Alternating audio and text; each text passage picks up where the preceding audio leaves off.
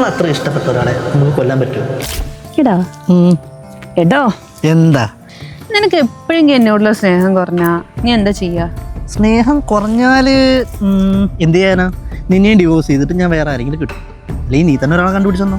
കൂടെ തെണ്ടി തിണ്ടിന്നാ ആ കുഴപ്പമില്ല, കൊല്ലുന്നൊന്നും പറഞ്ഞില്ലല്ലോ, അതെന്നെ ഭാഗ്യം. എടോ, നമ്മൾ അത്ര ഇഷ്ടപ്പെട്ട ഒരാളെ നമുക്ക് കൊല്ലാൻ പറ്റുമോ? പറഞ്ഞ് മനസ്സിലാക്കാൻ ശ്രമിക്കും, അല്ലാണ്ട് വയലൻസിനൊന്നും നമുക്ക് പറ്റും. ആർക്കറിയാ, ടി വിയിൽ മുഴുവൻ കൊലപാതകങ്ങളാ.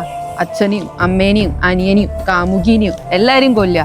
നിങ്ങൾ ആണുങ്ങളെ സ്വഭാവം എപ്പോഴാ മാറാമെന്ന് പറയാൻ പറ്റില്ല. ഓ, നിങ്ങൾ പെണ്ണുങ്ങളൊക്കെ പെർഫെക്റ്റ് ആണല്ലോ. ചങ്ക് പോലെ കൂടെ നടന്നു ഒരുത്തനല്ല നിങ്ങളൊക്കെ ഇവിടെ കഷായത്തിൽ വിഷം കളിക്ക് കൊടുത്ത് കൊന്നേ. ജെൻഡർ നോക്കിയല്ല ക്രൈംസ് നടക്കുന്നത്, അതൊക്കെ ഓരോരുത്തർ മൈൻഡ് സെറ്റാണ്. മൈൻഡ് സെറ്റിന്റെ മാത്രമല്ല, ഈ കാണുന്നതും കേൾക്കുന്നതും ഒക്കെ ഇൻഫ്ലുവൻസ് ചെയ്യുന്നുണ്ട്. അതെങ്ങനെയാ? ഇപ്പോഴത്തെ സിനിമ കുടിക്കുന്നവനും കൊല്ലുന്നവനും വലിക്കുന്നവനും ഒക്കെ അല്ലേ ഹീറോസ്. സിനിമ കണ്ടിട്ട് ഇൻഫ്ലുവൻസ് ആണെന്ന് ഞാൻ വിശ്വസിക്കുന്നില്ല. അങ്ങനെയാണെങ്കിൽ ജിസ്ലോയുടെ മൂവീസ് കാണുന്നവരൊക്കെ ഇവിടെ ഗാന്ധിജിയായിട്ട് നടക്കണ്ടേ? ഡ്രഗ്സ് ആണ് മനുഷ്യന്റെ സമനില തെറ്റിക്കുന്നത്. ഓ, അപ്പൊ അത് അറിയാം, എന്നിട്ടാണ് ഈ വലിച്ചു കയറ്റുന്നത് അല്ലേ? എടാ, കുറച്ചും കൂടെ കഴിഞ്ഞാൽ നിനക്ക് ഈ കിട്ടുന്ന നിക്കോട്ടിനും മതിയാവതെയാവും. അങ്ങനെയാ പിന്നെ വലിയ വലിയ ഡ്രഗ്സിലേക്കൊക്കെ പോവുക. അതെ, കുടുംബത്തിന്റെ നേരെ കത്തിയെടുക്കണ്ടെങ്കിൽ ഇപ്പൊ നിർത്തിക്കും.